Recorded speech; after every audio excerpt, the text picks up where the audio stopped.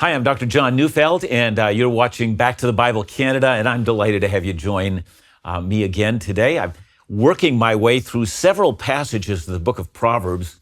In fact, I'm concentrating on the first 9 chapters, which are an invitation to highly prize wisdom, to make wisdom more precious to us than silver and gold. It's far better to get wisdom than a good education, and also to get wisdom than, the best paycheck that anyone could possibly have. Wisdom far excels all of those other things. So having said all of that, I want to take you to a case study in wisdom. It's in Proverbs chapter 7, and I'm going to read the entire passage. But before I do that, let me say to you, that's still the theme. It's a father speaking to a son.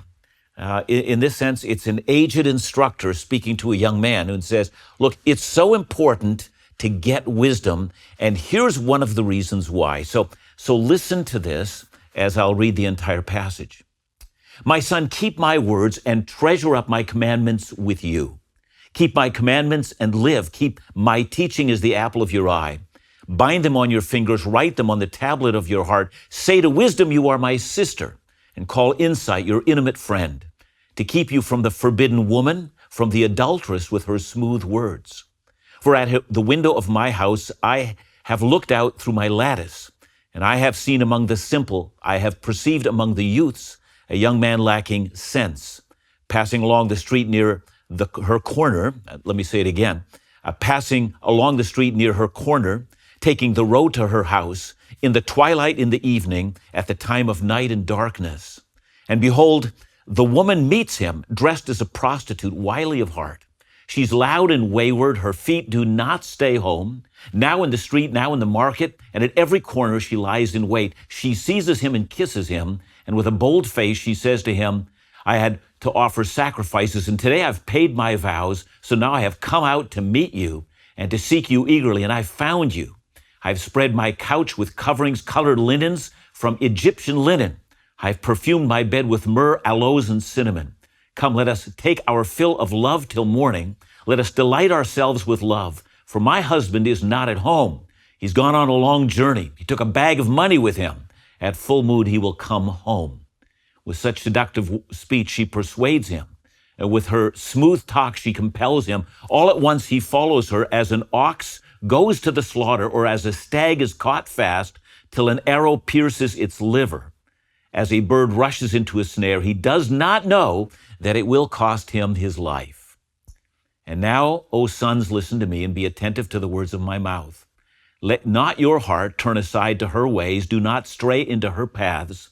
For many a victim has she laid low, and all her slain are a mighty throng. Her house is the way to Sheol, going down to the chambers of death. Wow, there's quite a passage filled with imagery. So this is a proverb on wisdom.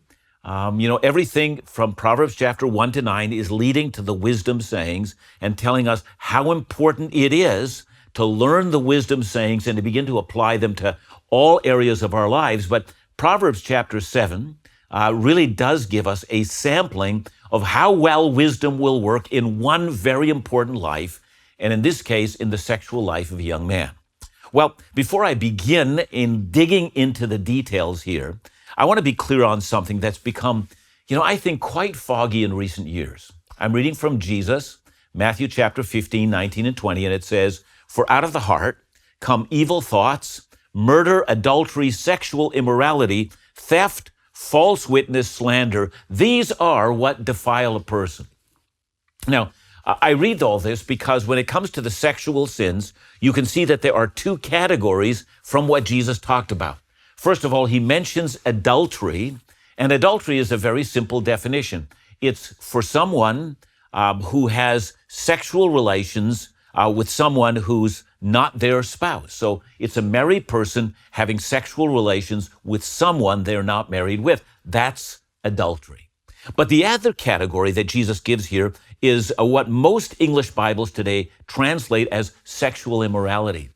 And sexual immorality comes from a Greek word, and the Greek word is porneia. In the English language, the word is that we get from that is pornography. But porneia doesn't mean pornography, and let me explain.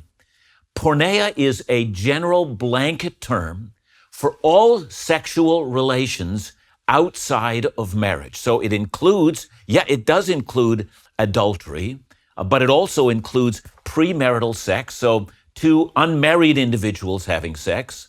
It includes prostitution. It includes bestiality, includes incest. It includes homosexuality. It includes orgies. It even includes things like, partner swapping. It includes any number of sexual activities that are outside of that one place in the entire Bible which Jesus affirms. The only place for the legitimate expression of sex is within the context of a lifelong partnership of heterosexual marriage. Jesus affirmed that, and so does the rest of Scripture. That is the Judeo-Christian ethic, and I say that because it's become cloudy in our day. There are all sorts of people that don't understand that that indeed is the firm, articulated teaching of the whole Bible, and Jesus himself stands strongly within that stream. Now, notice what Jesus does say. He says, out of the heart come adultery and porneia. They come right out of the heart. And surprised you, didn't it? Because you think it comes out of the hormones, or, it comes out of, physical desires that motivate us on. But Jesus says, no, it comes out of the heart. And the reason he says that is because it's very possible to be sexually satisfied within the context of heterosexual marriage. You see, the heart, however, has a desire that goes far beyond physical desires. And it's amazing in our day how the amount of sexual scandals that we read about all of the time in the press has, in a way, desensitized us. So a recent case in which a woman had arranged sexual trysts, which were akin to rape, for a man who is now deceased, and she is going on trial. Everyone's interested in finding out. I think of a story some years ago. A mother kills her children because they were getting in the way of her relationship with her boyfriend. A teacher is being sued because he was involved sexually with his students. A prominent politician was known for, his conservative Christian values regarding marriage, especially regarding marriage, is caught flying to South America where he has a sexual tryst, proving the hypocrisy of everything that he had ever said in public. And everybody's favorite, is the pastor or the priest who is caught in some kind of horrifying details and that get, printed all over the text. Or even more recently, a prominent apologist, recently deceased, is found to have lived a lie and have had multiple sexual encounters with people in massage parlors. How many marriages have ended in adultery? How many children have been devastated because daddy's got a new lady? How many Christian young people have broken their commitment to purity, and now, either they're proud of it or they're ashamed of it and feel they can no longer serve the Lord? How many sexually transmitted diseases are still among us, including things like genital warts and genital herpes, HIV positive? How many marriage beds are now crowded out with the ghosts of all the previous partners that were once there, and they come into the imagination and are found in the marriage bed itself? The reality is that porneia is everywhere around us. We're living in a culture that's swimming in it. And here in Proverbs chapter 7, what we do have is we have a wise, seasoned, wise man who is speaking to a young man. He's saying, I'd like to teach you how wisdom works in terms of your own sexuality. So here's what I'm going to start by saying. I think this passage begins by saying, if you want to have success in the sexual area of your life, decide in advance that you're going to win the war for purity. So let's find out what we're going to read about. Look, I'm not naive. I know that a lot of people talk about, unstoppable passions and so forth. But remember that Jesus said it is out of the heart, not out of the passions of the body, but out of the heart that sexual immorality first arises. It arises out of misplaced desires, not out of desires per se. So it doesn't come out of your hormones, it comes out of your heart. So I want you to think about sexual sin among all of the other sins as sleeper cells. You can go on a warfare footing with sin in your life, and you think you've got it beat, but like a terrorist sleeper cell, it just simply retreats into the dark somewhere, waiting for its time when it will strike. And you'll say, gee, I never saw that coming. Suddenly it attacks. So is it hopeless? Is it really possible to live a chaste life? And how? Well, in two ways. First of all, you've got to welcome God's authority. That's what we're reading about. So look again at Proverbs chapter 7. If you've got a Bible, make sure it's open. Watch very closely the first three verses. My son, keep my words and treasure up my commandments within you. Now, already if you've been following me through this, passage on Proverbs, these are not new words. Over and over again, the father is telling his son, it's important for you not to only know that wisdom exists, but that you treasure wisdom, that you highly value it, that you seek after it, and that it becomes a driving ambition in your life to find it. That is, you've got to gain a palate for this stuff. If I simply tell you what's right and what's wrong, that'll never serve you well. You've got to desire it. So treasure up my commands within you. Hoard it, memorize it, go back to it, review it, because you find this delightful. Keep my commandments, he says, and live. Keep my teaching as the apple of your eye. And here again, the apple of your eye is those things that you look at that you find the most satisfaction in. I know people who, they love to look at, cars or, motorcycles. And I confess, I've on the odd occasion drooled over a motorcycle that I would like to have had. It tends to see it as the apple of your eye. But here it says, you got to find the commandments of God as the apple of your eye, bind them on your fingers, write them on the tablets of your heart, however you can, whatever means are necessary, through memorization or through maybe, passages of scripture on your door or on your wall, or places that you have around your neck that remind you of the commands of God. Make sure that you're always surrounded by visible reminders. We've been reading about this in Proverbs, but that's what it says. And let me read to you from Psalm 119, verse 11. It says, I've stored up your word in my heart that I might not sin against you. That is, I've memorized the commands because I'm counting on the fact that the reviewing of the commands of God and the memorization of them will be recalled when I'm in the throes of temptation. That's the whole idea behind it. So what you're going to do is, first of all, says the Father, you want to welcome God's authority. You got to have a taste for it. And he's been saying this throughout the introduction to the Proverbs. The second thing that he wants to also say is that you want to declare an unending warfare against sin.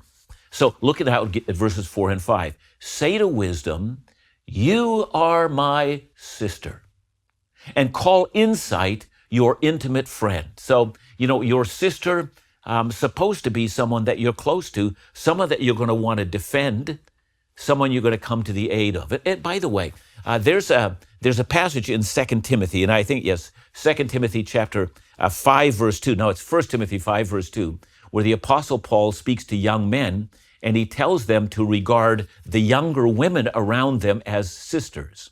In other words, he's not supposed to regard them, as opportunities for sexual misadventure. You don't view your own earthly sister as a opportunity for sexual misadventure. You actually view them as someone you treasure, someone you want to succeed in life, someone you're going to look out for, that kind of a thing. And so here, when Solomon is writing this, and he says, this is what you want to say about wisdom. You're my sister. In other words, I'm going to look out for wisdom. I'm going to prize wisdom. I'm going to have a relationship with wisdom. So, and then I'm going to call insight, which is insight into the commands of God. To be able to not only understand and memorize the commands, but to actually gain insight in how those commands might work in various life situations. I'm going to call that kind of a thing my intimate friend. I'll be intimate on those terms. And what's the promise here? And the promise is found in verse 5. It's going to, in the end of the day, when you meet the forbidden woman. And I'm going to stop here because that's the phrase. When it comes to expressing your sexuality, there's only one woman that's not forbidden. To young men and to older men and to middle-aged men, the only woman that's not forbidden is your wife. And I want to say that to young women and middle-aged women and older women as well. The only man that's not forbidden is your own husband. That's what God values in your life. So, the writer of Proverbs is not unaware of the fact that in the end of the day, there are a lot of people that are going to say, look, I know those things, but in the passion of the moment, I was just overcome and I was led astray. So that's what is being promised here. If you call insight your intimate friend, it's going to keep you in the hour of temptation from doing those things that you know to be wrong. So let's talk about that. Now, so everything I've said up till now in the first 5 verses of Proverbs are intended to do this. They're intended to help us to decide in advance that we will wage war on sin. We're going to welcome God's authority and we're going to declare war against sin. Okay, very good. Now we're going to want to be aware of the enemy. Look at verses 6 and 7. For at the window of my house, says the Father, I looked out through my lattice and I saw among the simple, I saw a simple lad. Now, when he says the word simple, he's not talking about someone's got a low IQ, someone that just couldn't, pass his exams in school. The simple can be someone who's got an IQ of 150 and more. So what's the simple? So the simple is someone who's made no commitment to wisdom. That's how Proverbs use simplicity. If you're not fully committed to wisdom, you're simple. You'll be swayed very easily in a number of different ways. But if your commitment is to wisdom, you're just different. So he says, I'm looking out my window and I look through the lattice and I see a simple young man. Among the youth, a young man, he says, he was lacking sense. Well, what else do we learn about him? Well, he's passing along the street near her corner. He's taking the road to her house, that is, to the forbidden woman's house. So the first question we need to ask ourselves is, what is that young man actually doing there? Why is he taking that road? Is that on the way to work? And apparently it's not. Is that somewhere where he usually goes? The answer is no, it isn't. So why is he on that road right now?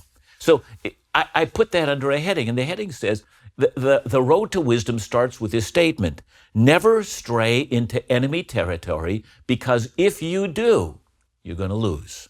So let's say that you and your girlfriend, if you're a young man, I'm going to say you and your girlfriend are prone to lust. Let's say that's true of you.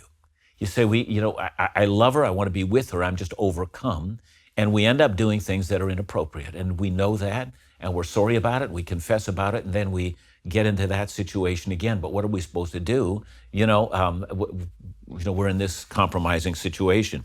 I like verse 9, because verse 9 says, in the twilight, in the evening, at the time of night and darkness. See, he's going down the road near her house in the time of darkness. I want you to listen to a line from William Shakespeare. He said, lust and light are mortal enemies. You might want to memorize that. Lust and light are mortal enemies. So I'm going to say something to you. If you've got a gal and you're getting yourself in a compromised situation and you're saying, look, I know I shouldn't be there and I want to follow the commands of God, I'm just overcome. I'm going to make just a hard and fast rule with you. You're dating your gal, or you're a gal and you're dating your guy. Here's the deal. Your date ends at 8 p.m. That's the time you say goodnight, you go home. You say, well, now, wait a minute. You know what? We can do something before 8 o'clock that we can't do afterwards. No, as a matter of fact, after 8, you start growing horns. That's a fact. The longer you spend into the night, the more you're going into the territory of the enemy. See, that's where wisdom tells you. You just simply say, there are certain pathways of temptation that I'm not going to walk down. I won't go down that road, and I won't go down that road at that time of the day. I'm going to make sure that I'm not straying into enemy territory. Why? Because I happen to know, because of my wisdom, that it is enemy territory, and whenever I'm in that arena, I always lose. Okay, now you want to also, see, you become aware of that, and secondly, you want to be aware of the deceptive tactics that are being used here. Now, all the way through from verses 10 to 20, it's an interesting description of how seduction and how sexual sin actually happens. Now, I'm going to not reread the entire passage, but notice a couple of things. Would you go to verse 14 again? She says to him, I had to offer sacrifices, and today I have paid my vows. My goodness, doesn't she look spiritual? She's actually offering sacrifices at the temple of God. And she's doing what God requires her to do. And so it kind of takes his guard down and saying, well, I'm trying to be right with God and she's trying to be right with God. And that's a deception already. And now look forward to verse 15. So now I have come to meet you, to seek you eagerly, and I've found you. Man, it's so great to see you, she says. But she's shameless. I've written a couple of things down. She's oversexed and she's underdressed. She's high on hormones and she's low on ethics. So all those things make up who she is. And she says to the young man, look, I'm just for you. Man, I've been looking for you. I mean, you're just the right guy. And he sees her and he says, well, she's hot and she's taken interest in me, and his ego becomes inflated. Now look to verses 16 and 17. I have spread my couches, she said, with coverings, colored linens from Egyptian linen. I've perfumed my bed with myrrh, aloes, and cinnamon. I mean, it's appealing to his sensuality, but it's appealing also to his imagination. He's saying to himself, man, I wonder what that's like. And he allows his imagination to run, and she's prompting it on. Now look at verses 19 and 20. She says, my husband is not at home. He's gone on a long journey. Look, he's taken a bag of money, which always says he's going to be a long time in coming, and he's just gone. It's going to be a long time. So if we make love, she says, no one's ever going to find out. I don't want to break up my marriage, and you don't want to be known of hanging out with me. We can do this, and nobody will be the wiser, and there will be no consequences whatsoever. We'll be able to get away with this thing. See, that's where the temptation is birthed. It's what I like to call the Las Vegas syndrome. You know, whatever happens in Vegas stays in Vegas, you know, that old saying. I mean, the idea that there will be some things that will stay right there and I'll never have to take them with us. So that's the temptation that's being played out. Piece by piece, all the places are being put there. And in this young man's thinking, he's saying, you know what? It is just possible that I might be able to go down this road and, well, I'll emerge from this and I'm going to be okay. Jeremiah 17 verse 9 says, the heart is wicked and deceptive above all things.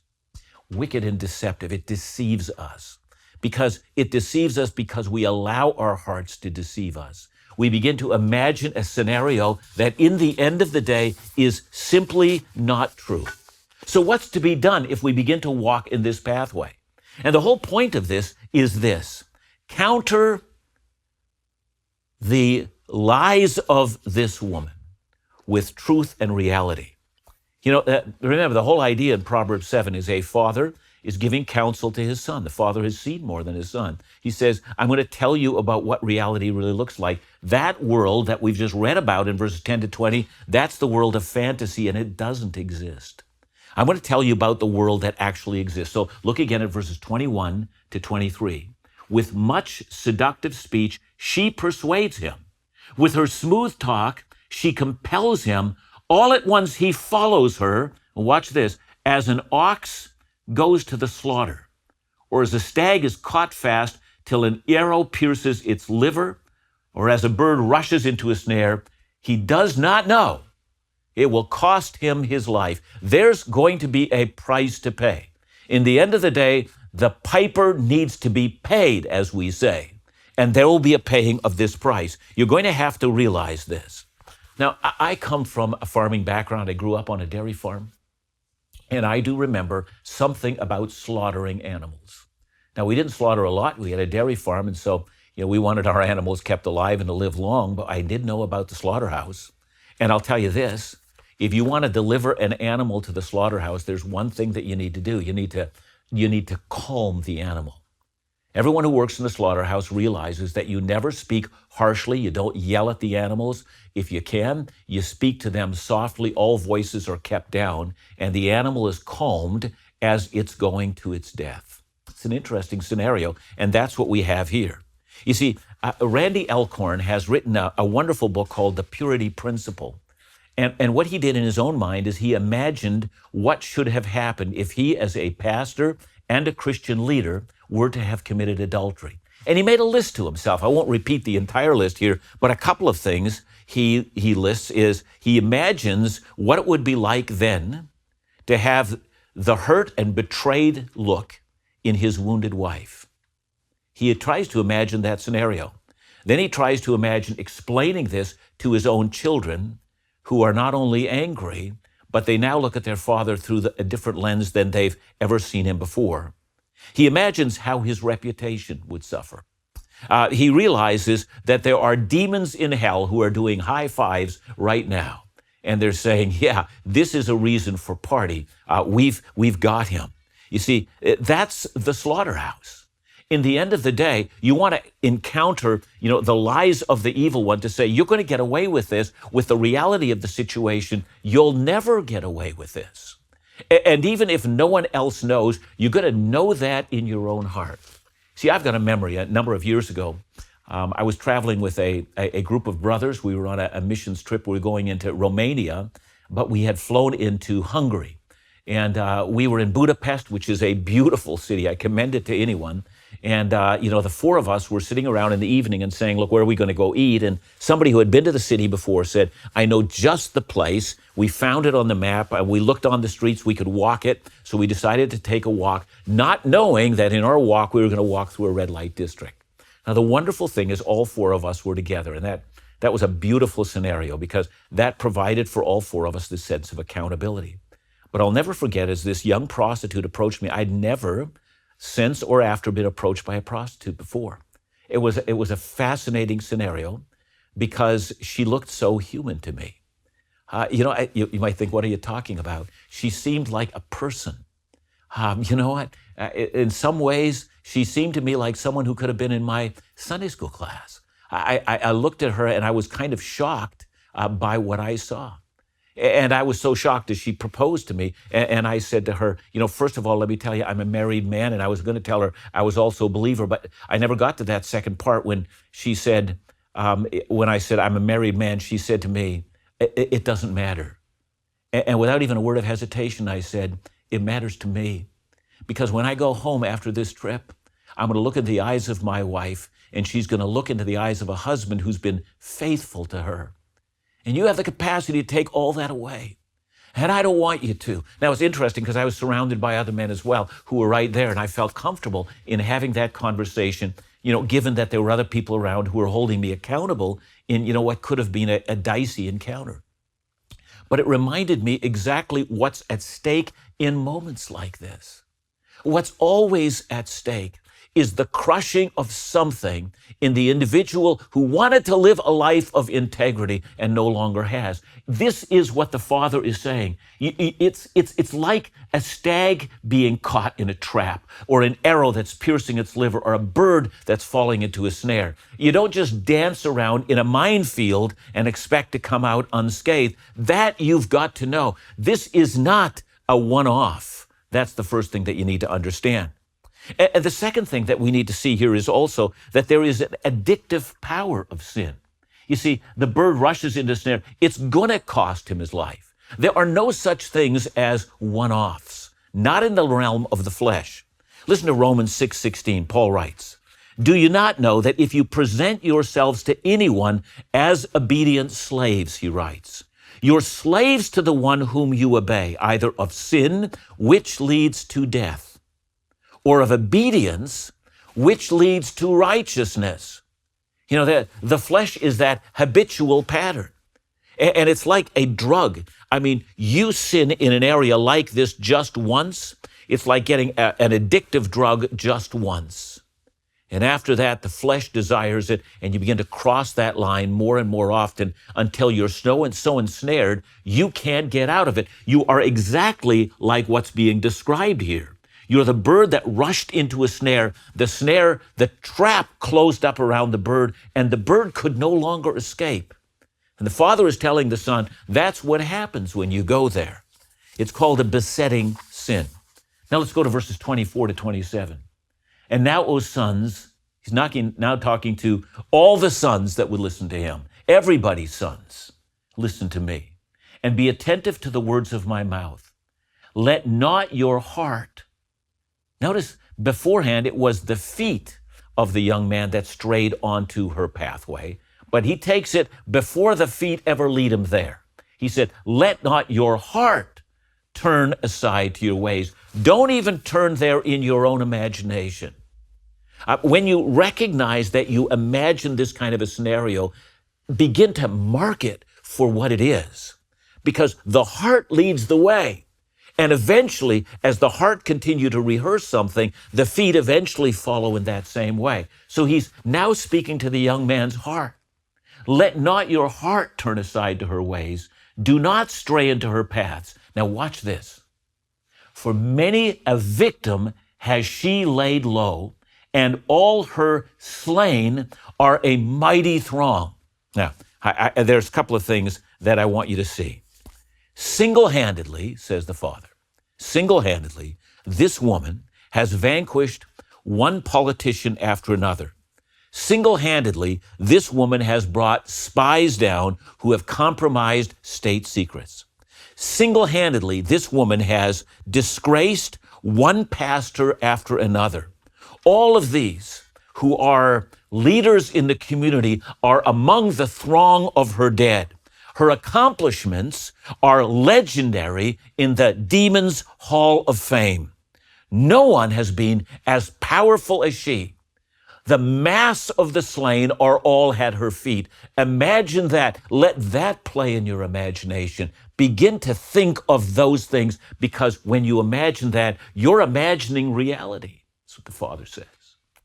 And then the last verse simply says, her house is the way of Sheol, going down to the chambers of death. Well, I think most of us know what a facade is. A facade is a representation of something. But when you go through the door of a facade, there's nothing else there. But in this case, there is something else there. On the one hand, the facade's shown what had already been said. The woman says, I've perfumed my beds with myrrh. There's the facade. There's aloes and cinnamon.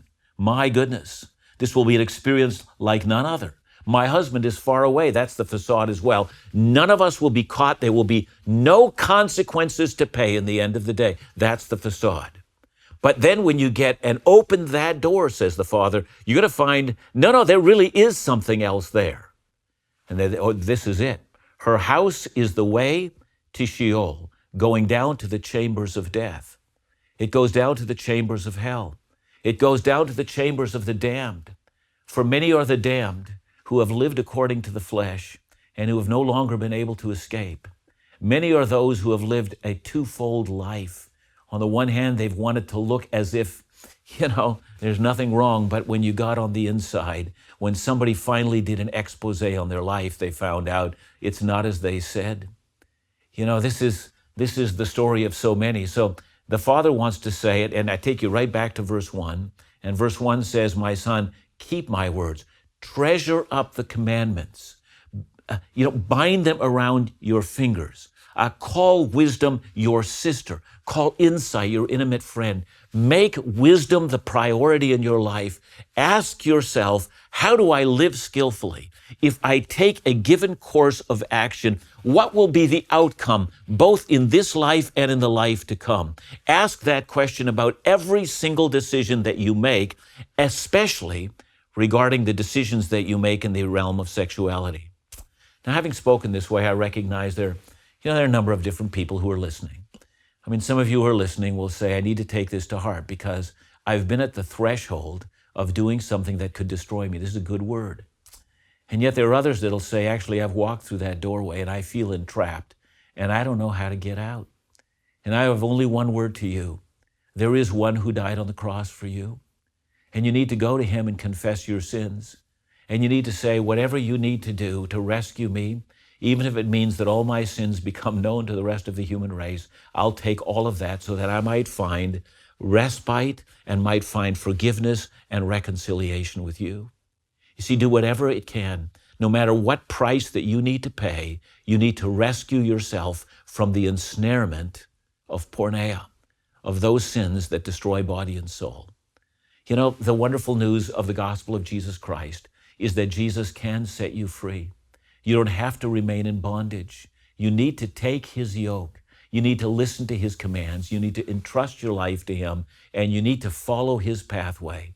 And he will give you his Holy Spirit, and you'll have power to do what needs to be done to liberate yourself. That's the good news that comes in the gospel. But above all, highly treasure the commands of God. Highly treasure the commands that are intended to give life without any regrets in the end of the day. Hey, the Lord bless you. Thank you for watching Back to the Bible Canada.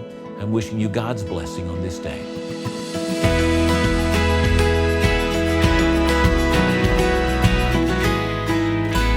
Thank you for watching today, and I want to ask you to make sure that you hit the like button and also subscribe to this channel so that you can receive any further notifications of all the videos that we prepare for you. Thank you so much for being a part of Back to the Bible Canada.